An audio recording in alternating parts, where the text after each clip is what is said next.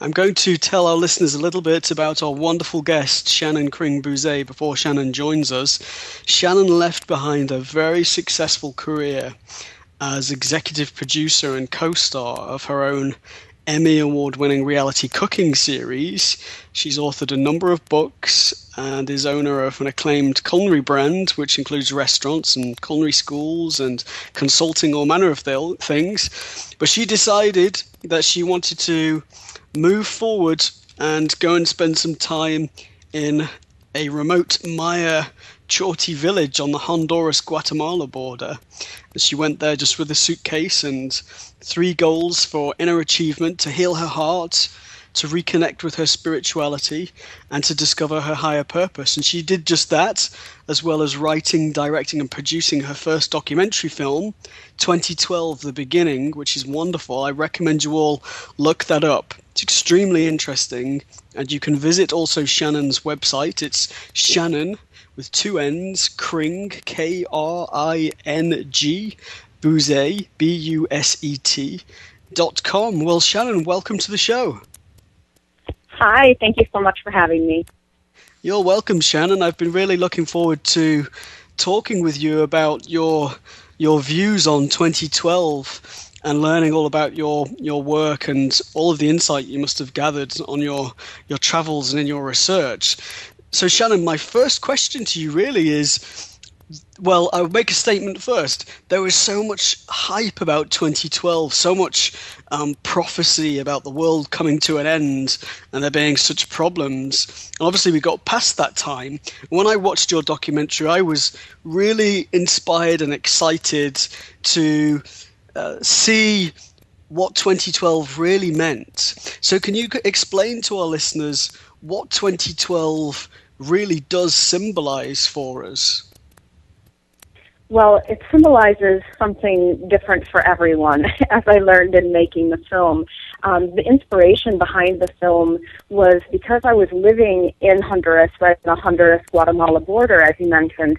I'd been living there and learning the Maya ways and a lot of the spiritual teachings. And every time I would fly back to the United States or go to Europe, I would somehow always catch on the television in my hotel room these documentaries about 2012.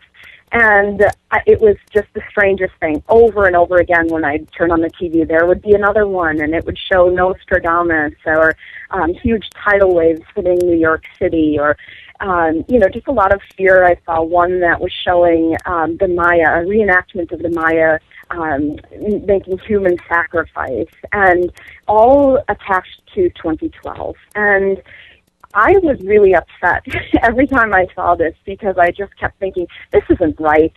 I don't know what the whole truth is behind 2012, but this just doesn't feel like it fit.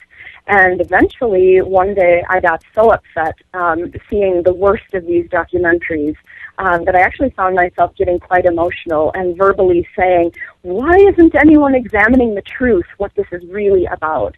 And then just at that moment, it hit me. I can't be upset about no one examining the truth if I'm not willing to do it myself. And so, though I had no experience making documentaries, really not a lot of connections in that realm, I knew that I had to do it. And that was in 2010, and the summer of 2010, so a bit late to the party, very late to be starting a documentary film. But the moment that I opened myself up to exploring what the truth was, every door opened for me. And I just kind of ignored the whole doomsday thing that had been covered enough. And though certainly people I met along the way who were in fear, I listened to them and tried to get at the root of where did that come from, where did they learn that. I really tried to focus on what are the scientists saying, the archaeologists who actually have done all the excavations on the ancient Maya, who are the people that actually have familiarity with, at the time, the only known reference to 2012, which was a monument called Tortuguero Monument 6. There has since been another discovery of the date. But I focused on them, and then the Maya themselves. I noticed one thing was missing from every single film that I saw about this, and all the discussions really about 2012 was the Maya perspective. Wouldn't it be important to learn what the Maya have to say about this? This horrible date that has been forecasted and attributed to them. And so I went on a quest. I ended up shooting in 6 countries and about a dozen U.S. states, and really tried to get to the bottom what it was about. To some, it symbolized an era of enlightenment that would be coming on this date of December 21st, 2012. On others, they thought, the world is going to end, or there's going to be some strange occurrence on that date. And then there was the camp saying, this is all a bunch of hogwash, nothing at all is going to happen. And so I interviewed hundreds of people that fell somewhere within that scale. And Shannon, what did you discover? I know you said that you realized that 2012 meant something different for different people. What did it mean to the Maya? Well, it's important to note that there are many different types of Maya. The Maya peoples that are still here, first of all, it's important to note they are still here. Many people don't realize. They think, oh, that was a civilization that died out. And yes, they did, the majority of them, but there are still a few million Maya living in Mexico and Central America. And incidentally, the Maya that are alive and with us today had very differing views on it. All of them have heard of the whole December 21st, 2012 date. But surprisingly, most of them had heard about it due to the U.S. media. they have access to cable television, or they have people that come down and, shared with them the 2012 feature film that came out about that. And so their knowledge of it was largely through us, actually. And I can tell you that I found less than 5 people in the Maya lands, Maya people, who actually believed that it was a date to be feared. The rest of them thought that, hey, this is probably a positive thing, a shift, a change, a call to wake up. But it's important to know that this date, the Maya long count calendar, was coming to completion, the end of a cycle at that date of December 21st, 2012. Though there are still Maya calendars that are in existence today and still used, that particular long count calendar hasn't been used regularly for many, many, many years. And so the people that are alive today that have firsthand knowledge of that long count calendar are very, very few and far between. And so it was really fascinating for me to explore what do Maya think in Mexico, and certain parts of Mexico versus the ones in Guatemala that I interviewed. How about the ones in Honduras? What do they think? And it really varied by region, which makes sense, right? Because they're talking to one another, and there are, often group consensus beliefs that emerge. But, they all had different beliefs about what it would be. And some just said, I have no idea. What I've heard is that the world is going to end, but I don't really think so. Or maybe it will end. Probably the thing that I heard most from the Maya themselves was, whatever happens, it's God's will. And the best we can do is pray, be with our families on that day, work together to come up with some solution for the problems that face humanity today. And when that day rolls around, if it's time to go, then we'll go with honor. Okay, that's really interesting, Shannon, particularly to realize that they weren't looking at that date of December 21st, 2012 as the end of the world necessarily, that it seemed to be something that was in our media or generated by our media. I want to learn from you a little bit about the sacred Maya texts. Could you share with us what you learned about the sacred Maya texts and what they do say? Yeah, so I felt the very most important thing to do is examine the ancient texts themselves, which meant, trying to get permissions to actually see these texts. And I was so blessed to be able to not only see them, but spend a lot of private time with the texts. I started in Dresden, Germany, with something called the Dresden Codex, and that is the oldest book known to be in existence from the Americas. And there's debate about exactly how old it is, but approximately 11th century, somewhere in there. And it's actually believed to be a replication of an earlier text. And it had been written by 8 different scribes. They can determine 8 different styles of writing and pictures. And this text is really something that kept popping up in my early research of, the Dresden Codex says that the world will end on that date. And that comes from an inscription on the last page of this codex that shows something that's called the flood scene, is what people attribute it to. And it shows this caiman, this sky caiman, and he's spouting a lot of water out of his mouth. And so a lot of people took that to mean, okay, this is the end. This is showing that, hey, this is going to happen. But a couple things that are really important to note. One is there is no mention in the Dresden Codex of the date December 21st, 2012. There's no mention of it, but somehow people linked, okay, that Maya long count calendar ends on this date, and there's this really scary picture in the Dresden Codex. And so somehow those things must be related. And though I'm blowing the entire plot of my film, really, this all comes down to simply a man in the 1800s in Germany and at the Royal Library who found the text and looked at it and thought, this must mean the end of the world. And so it was really just him, with the limited information that he had from that part of the world, guessing that was somehow showing some apocalyptic event. But the people who study the Codex and have spent their entire careers studying it, those people were featured widely in my film. They say they actually think it's detailing a mythological event that occurred way back when. And it's like in many traditions where there's this idea of the flood at the beginning, they actually believe that was also a Maya belief, that there was this cleansing or purification that took place at the beginning, and that everything emerged from that. So rather than it being the end, it actually very well could have meant to them the beginning. Another text that I saw was Tortuguero Monument 6. I was so happy and honored to be able to see this because it is a stone text. The other one was made out of bark. This one is out of stone. And this particular site had been ground up into gravel. It now makes roads. And somehow someone found this one, wonderful inscription, and they kept it. It somehow didn't make it into the rubble heap. And this is really sad that this happens all over the Maya lands, where sites are being ground up because they can make money off of gravel that they can make out of these old ancient monuments. But this particular monument was, at the time, when I looked at it in 2011, the only known inscription citing the December 21st, 2012 date. And it was really a powerful experience to be there. I was there with John Major Jenkins, a scholar who has focused on 2012 for more than 25 years himself. And it was his first time seeing it, and really we got to spend a lot of time examining it.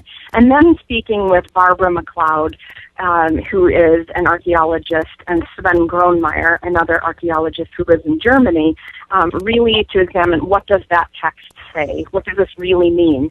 And the long story short is, it was basically just saying that this god of war was going to come back on this date. He was going to present himself on the date of December 21st, 2012. And then all the rest of it, of course, is open to interpretation. What does that mean that this god of war is coming back? But in the Maya perspective, even that wouldn't necessarily be looked at as a quote-unquote negative experience, because everything about the Maya belief system is about rebirth, renewal, transformation, and renewal. Those are kind of their keywords, transformation and renewal. And so if there's an ending, that only means that there can be a beginning. It's not just an ending and that's the end. It's like cycles. Their entire calendars, all of the calendars, are cyclical.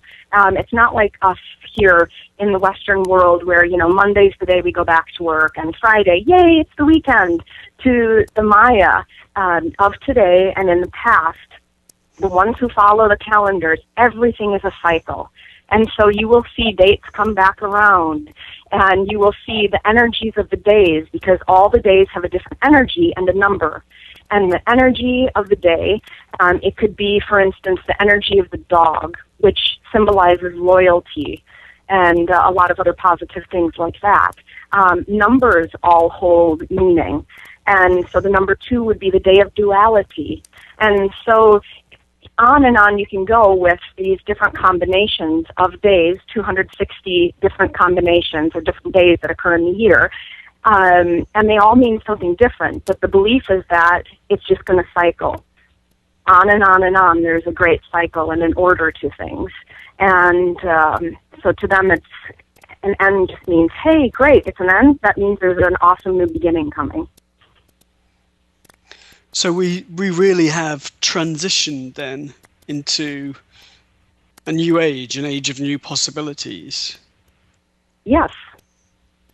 Many people believe that. You know, there are some people that I can remember, I did some broadcasts, live broadcasts, when I was actually in Honduras with most of the cast of the film, and with a group that I brought down to Honduras, to the site of Copan, which is just an amazing Maya site. And we spent the day there, and I was doing the broadcast. And of course, when you do television, you start getting texts and, Twitters and tweets and all of this from all around the world. And it was surprising. So many people said, like, it's after December 21st here. I'm so disappointed the world didn't end. I got emails from especially a lot of young people saying, I'm so disappointed that nothing happened, and that it came and went. And it was just really clear to me that a lot of people were attached to the drama associated with the date, and maybe were looking at that date as a potential out, rather than looking at it as an opportunity for a new beginning. And even if you don't believe in this whole idea that December 21st, 2012 means anything, and there are a lot of scholars who were skeptical, people who have worked, again, in the Maya lands, have done the excavations, who said to me, I'm not so sure it means anything, but there is such great power in the collective mind. If enough people believe that something's going to happen, meaning in this case, a rebirth, if enough people believe around the world that this is a new beginning and that this can be the dawn of a new era, then it's the dawn of a new era. That's a really good point, actually. That's a wonderful point. That it can be what we choose collectively, if we do choose together collectively to create something. Right, exactly. And so now today, I still am working with the Maya. I'm about to make my 4th trip to Honduras this year. And, there's still talk. It's not as if this is just over, because to the Maya, it's also not necessarily one specific date where things will happen. Yes, they use markers like the December 21st, 2012 date, but they believe in eras. So it's an era that occurs, a cycle that we're going through right now. They don't believe that just because the day has passed, this whole thing is over. And a lot of the talks that I'm a part of in the Maya lands, and not just in the Maya lands, I do a lot of work with indigenous people all around the world. And I can say that there's really a consensus, and no matter where I am in the world, the talk is all the same, and that is, let's use this energy that was behind the idea that there might be some great shift on this date. Let's keep that momentum going and examine how can we collectively affect this change. And I think those of us that were kind of on the forefront of all the hype and knowing what was, all the anticipation that's out there, we got to see just how powerful it is when a large group of people gather together. And so imagine if we would take that energy of all the fear that went into that date and could transform that and remain connected in focusing our energies on something more positive, but do it without fear. It's just, I cannot imagine what could be accomplished. And I personally don't think it takes that many people to affect major, major change. Yeah, they say it's 1%, don't they? That if 1% shifts, yes, then that really affect an enormous change in the mass mind, the mass consciousness. Well, I'm interested to ask you, Shannon, about your experiences with the Mayan people. What you've learned from the Mayan culture that you've applied to your own life, your own way of living, that might inspire us to make changes in the way we live our lives. Right. So I first went to the Maya lands. I didn't go until 2001 for the first time. But I actually moved to the Maya lands at the end of '07, early '08. And at that time, I was going through a horrible divorce. I was very, quote-unquote, successful on the outside and feeling incredibly depleted, defeated, lots of other negative things. I was just not in a good place. My marriage of 10 years ended abruptly. I was really feeling devastated. I found myself getting into my ego, trying to cling to keep things afloat, keep up appearances, even though everything was broken and shattered on the inside of my marriage and of my businesses and all of this, trying to maintain, that image of things being okay. And that's also a very American thing, isn't it? That, smile, fake it till you make it, and all of these things that we say. But inside, I felt horrible. And I had really lost touch with myself. I'd lost touch with my spirituality, and I knew I needed to do something different with my life. And so I just thought to myself, what can you do? Where could you go to find this balance? Because there's a lot of noise around you. There's a lot of noise around you at this time. And so for me, the answer was to go to this Copan, Honduras, which it was known by the ancient Maya as the heart center of the Americas. If you look at North America as like the head and the intellect, look at South America as the sexual energy, the body. Well, Central America would be the heart. And this particular place of Copan it was and still is, it's a feminine energy. It's it was a pilgrimage site for the divine feminine, basically. And so I thought, I'll just go there. I have no idea what I'm doing or why I'm going there, but I think I need to go there. And so knowing very little, I just packed up and left and moved.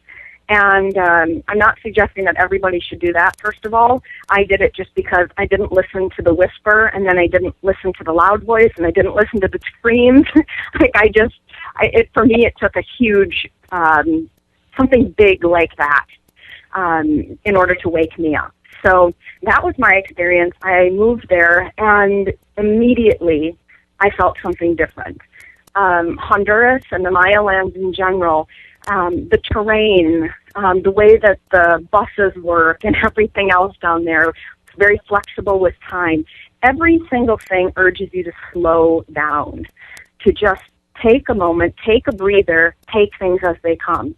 So I came from this very Western, achieve, accomplish, I have to be doing all the time, to suddenly being surrounded by people who are saying, no. It's about allowing. How are you allowing things to unfold in your life? It's not about making things happen. It's about welcoming and allowing the things that are meant to happen.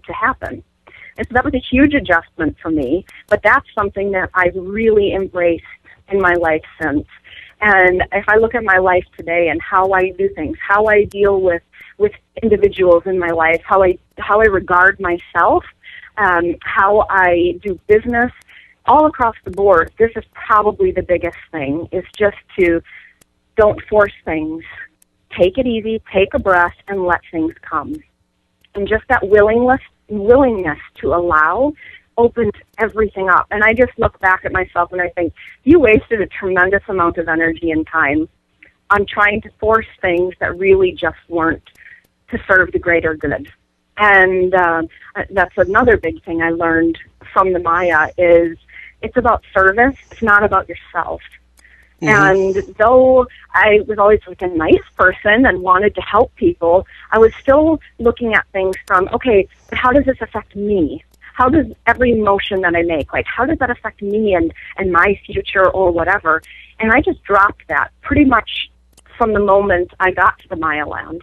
That's just not the way it's done there. It's about service and giving of yourself. So that was so important for my own growth. I wish I didn't have to learn it in such a painful way because it was such a painful time in my life. However, I am so grateful because today, every day I ask myself, how can I serve? How can I serve? And for instance, with the film itself, I just made it because I felt like I had to make it. It was the first project of my life where I did it because I wanted to give something back to others with absolutely no expectation. And every day I worked on the film, and everything I work on since, I just keep thinking with great reverence and without agenda. And I allow that mantra to guide me, with great reverence and without agenda. Because it's about how can you serve those around you, the earth itself, how can you best serve? And that has nothing to do with your own selfish desires or your own ego demands or any of that. So those are a couple things that I've learned that I think anyone anywhere can think about and hopefully apply some of those teachings in their lives. And they're really not that difficult, but can affect such profound change in your world. Do we still have you, Steve? Yeah, what happened to audio? Audio, Steve. Oh, I'm sorry. I clicked my mute button, but I was asking. Sorry, I bet you said something really profound and beautiful, and now we've missed it. No, I really loved it. I wanted to ask you to repeat the expression with great reverence and without agenda. With great reverence and without agenda. And I have no idea where that came from, but I know when it came, and that was one day when I found myself in the midst of this film production realizing I have no idea what the hell I am doing, and I don't know if I can pull this off, and I don't know how this is going to happen. And then I caught myself and thought, wait a second, you're slipping into, your own stuff again. You're slipping into you. Stop it. This isn't about you. This has nothing to do with you. And how can you serve? And then it just came, with great reverence and without agenda. And that guided me. Every time I had self-doubt, I would use that. And just thinking, wait a second, just allow it to come through you. Allow, another of those big Maya teachings, allow it to come through you and don't get attached to it. And that just really has served me so, so well. I know when reading about the law of attraction and alchemy, or mental alchemy, that detachment, releasing, is such a critical part of the process and part of the process that people really struggle with. And it's really a very powerful concept. Absolutely. I've had people as you say continue your journey in life and you engage in new projects, how has this all shifted your aspirations, your plans for the future? Well, that's the thing. I don't really make plans anymore. I was so big on plans. I had, I want to have a national TV series, and it's not good enough just to have a series. It has to win an Emmy. And I want to have my first book sold by the age of 30, and that has to be a bestseller. And I had all of these goals, on and on. I had them written down, actually, like, these are the things I'm going to cross off. And I would go through that list, and I would achieve them, and I'd check them off the list, done, okay, good. Here's what didn't happen. What didn't happen is I never once, on those big 13 that I set for myself for my career, I never once stopped and gave gratitude. It wasn't that I was really, not grateful for the breaks. I was very, like, oh, thank you so much to whoever gave me a break, be it a publisher or a broadcaster or whatever. I would give thanks to that, but I wouldn't absorb it, and I wouldn't give gratitude to whatever it is that guides all things. And I wouldn't take a breather and just take it in and say, wow, this is amazing, this is wonderful. I didn't celebrate. I can remember having launch parties or my show launch party, and I don't even think I was present there. Instead of just looking at, this is so amazing, look at what we all co-created, all of us in this room, and this is so beautiful, I'm so grateful. I just didn't take a moment because for me, it was about moving on to the next thing. Okay, that's done. I checked that off. Now I need to go on to the next thing. And that's just not how I operate anymore. Now I have things I want to do, but I just think, if those things are meant to happen, they're going to happen. Because anything I've ever had an idea of doing eventually happens. It comes full circle. And that probably comes from, just being good at manifesting in general. I learned at a very, very early age how to make things happen, so to speak, which was really allowing it to happen. But today it's about waking up and saying, okay, how can I serve? And saying yes. That's a big thing. People talk a lot about, people should learn how to say no, and there's some value to that in some situations. More importantly, I find it's to say yes. Today I got a phone call, someone inviting me to a meeting on a day when I'm already way overbooked and I would have to get on a plane. I'm traveling all but 3 days over the next month, and those are, one of my days at home. And then I caught myself as I was thinking, oh, geez, it's just not a good time. And this is the only date that this person wanted to meet. And then I thought, wait a second. You can't put it out there that you want to connect with amazing people that you can somehow co-create and serve together. And then when that phone call comes, because it doesn't look like it's convenient to you, it doesn't look like what you envisioned, you can't say no.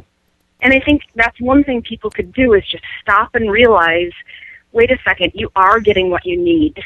You're getting what you ask for. It's coming.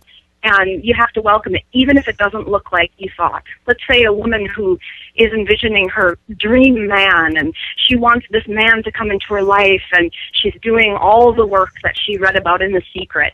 And suddenly a guy shows up, and he doesn't look anything like that Prince Charming that she had in her vision. And she doesn't for a second stop and think, wait a second, this guy who really doesn't look like someone I'd normally be attracted to or would ever picture myself with, I'm not even looking at him. I don't even see him. But really, he is that I have been opening myself up to. It's like that.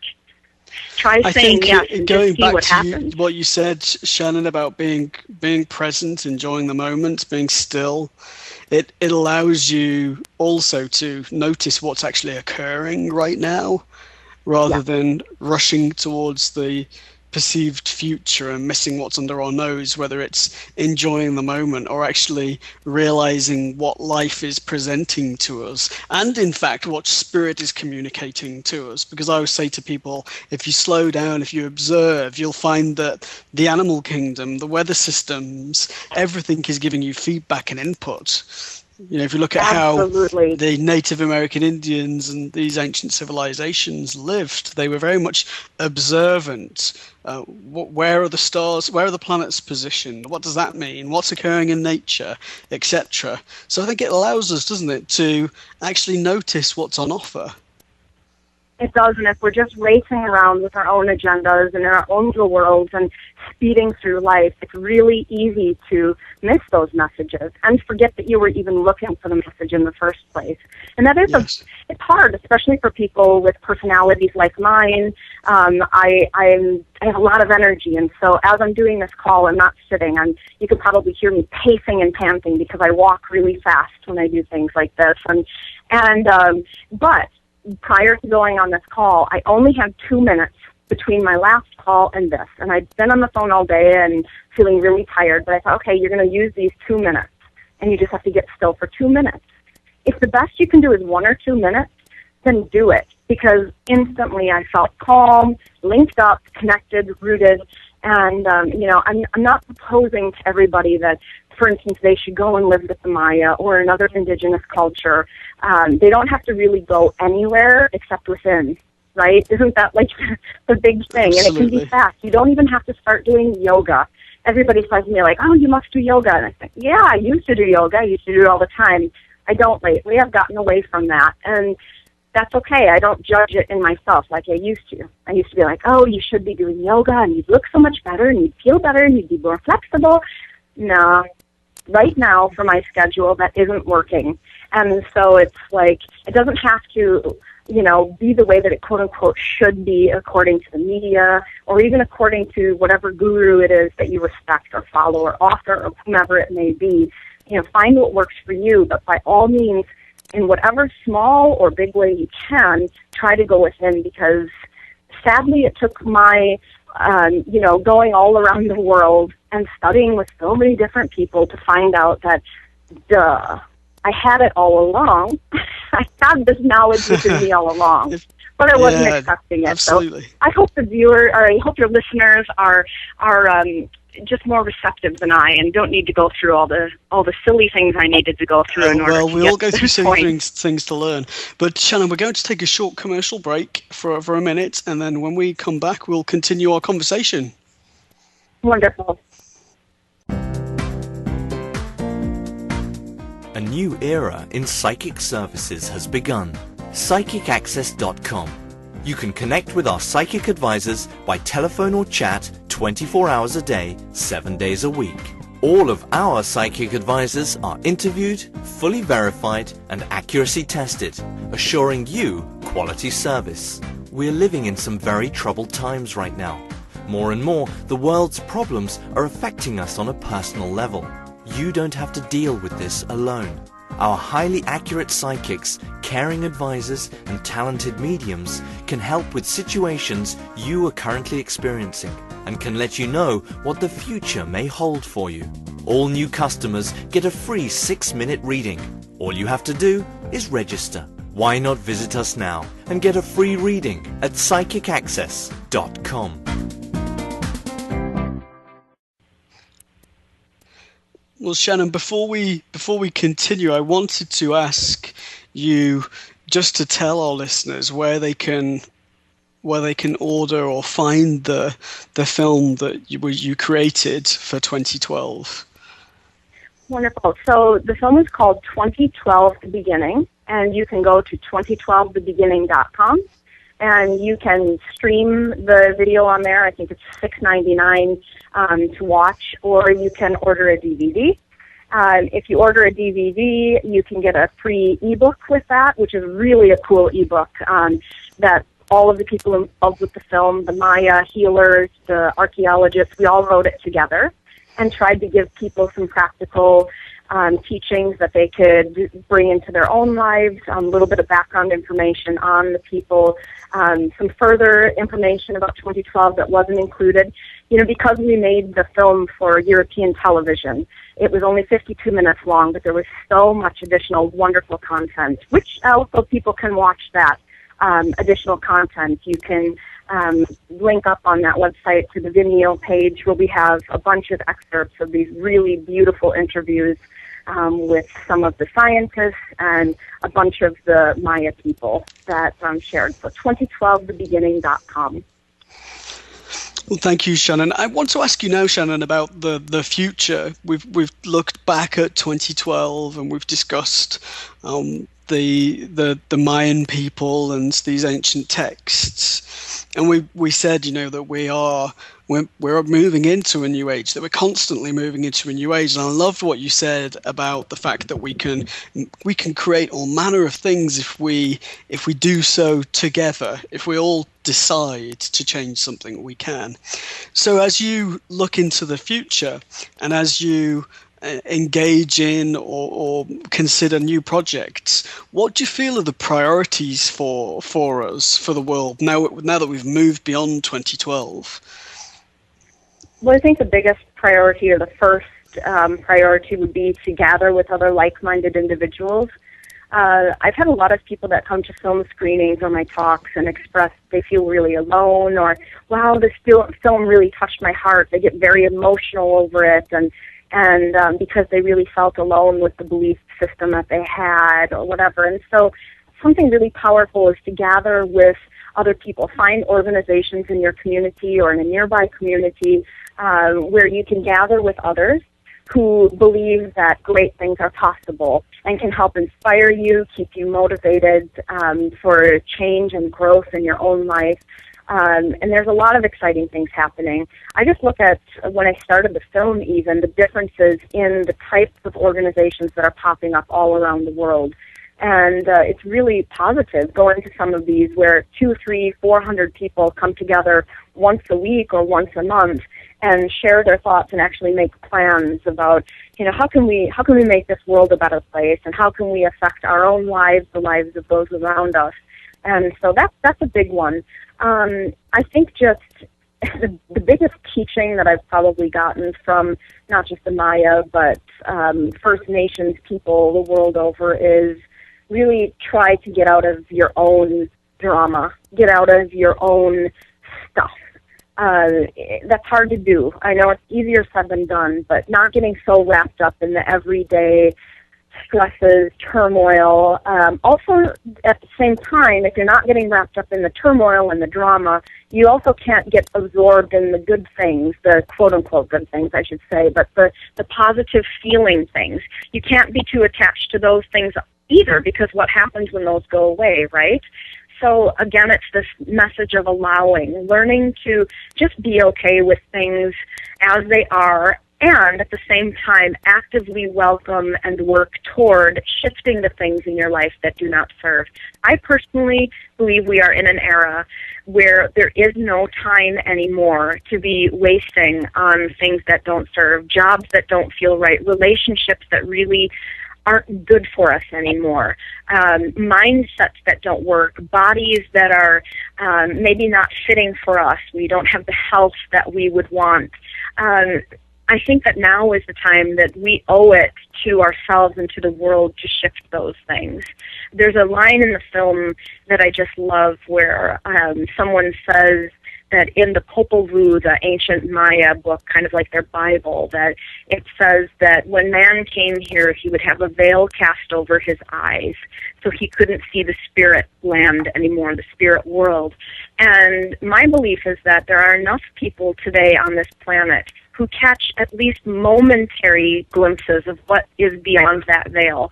And I feel it's our responsibility to take our brothers and sisters who are clouded, whose eyes are really clouded, or sometimes clouded, that they can't see past the pain that they're in, for instance, to take them by the hand and lead them to more positive thoughts, more positive interactions, and to help them catch moments behind the veil that exists between the material, everyday ego world and the spiritual realm, where things are just pretty cool there.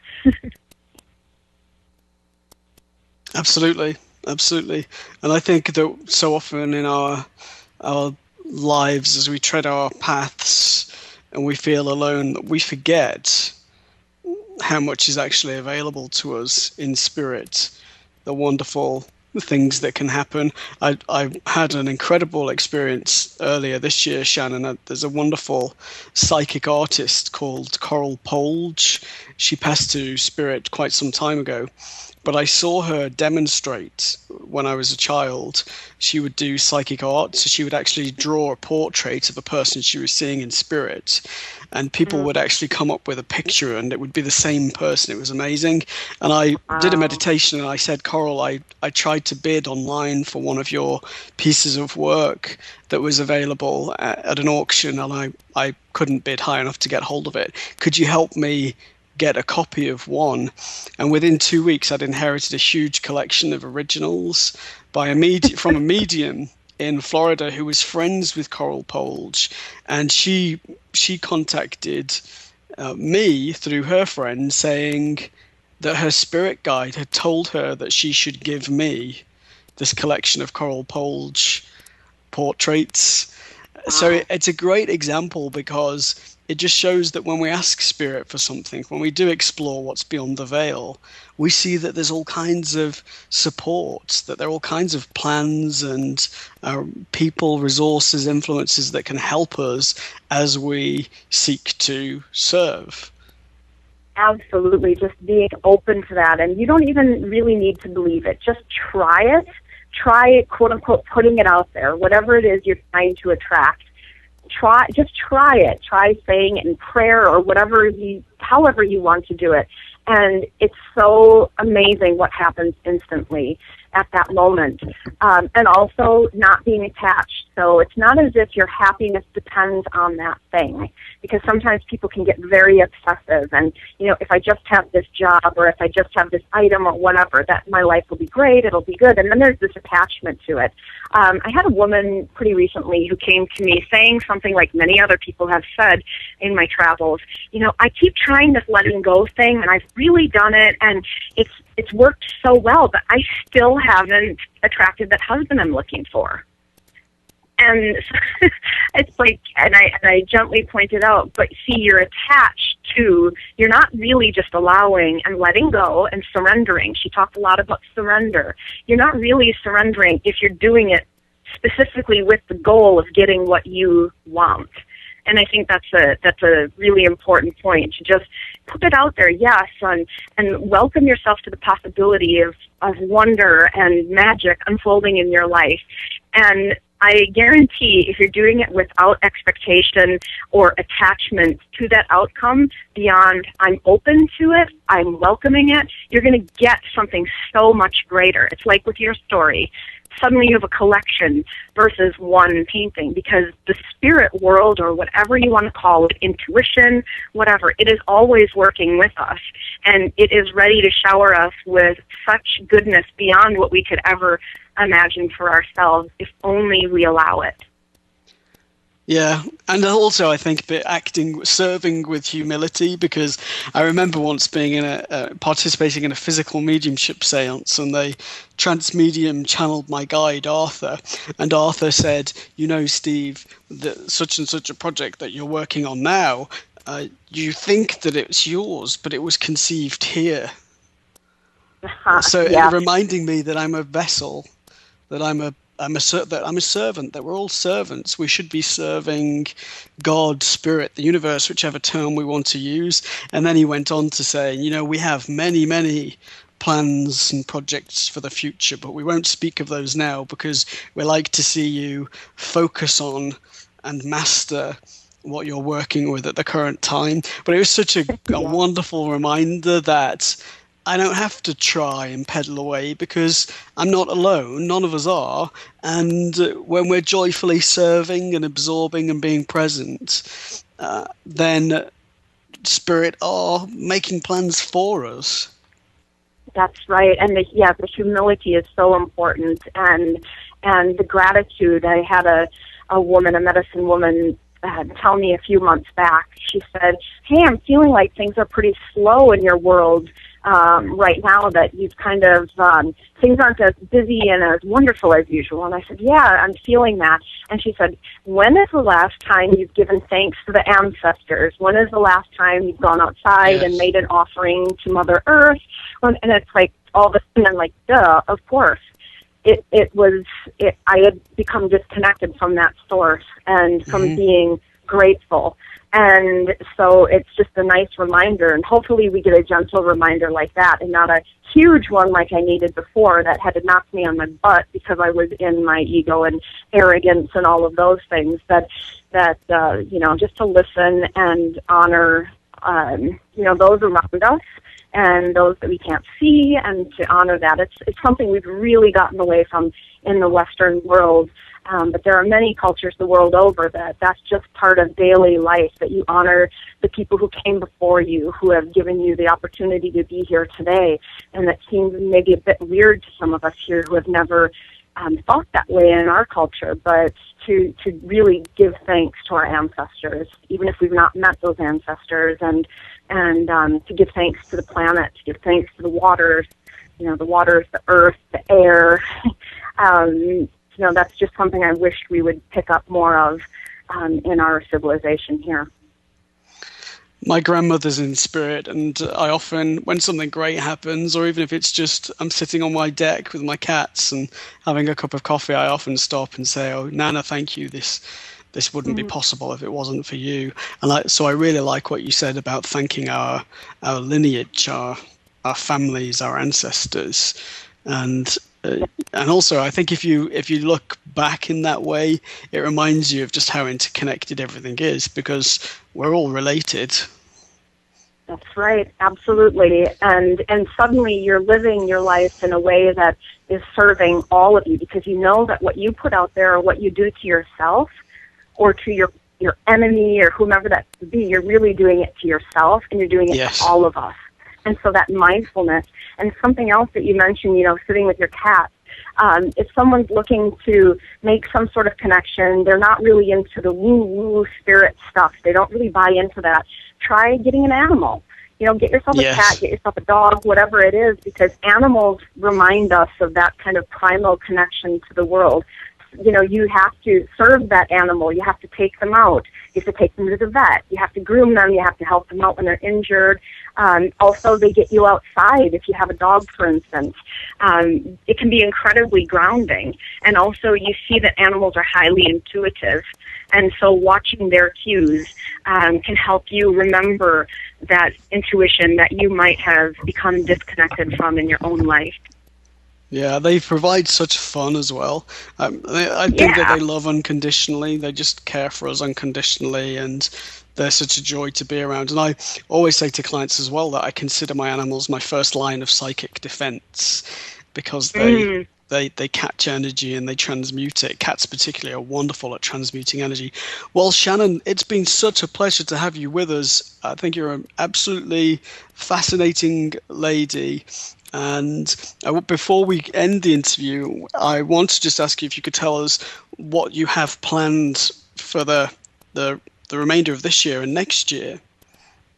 Well, I am leading a tour to Honduras. I've been doing retreats since '96, but they've been just spiritual in nature since 2007.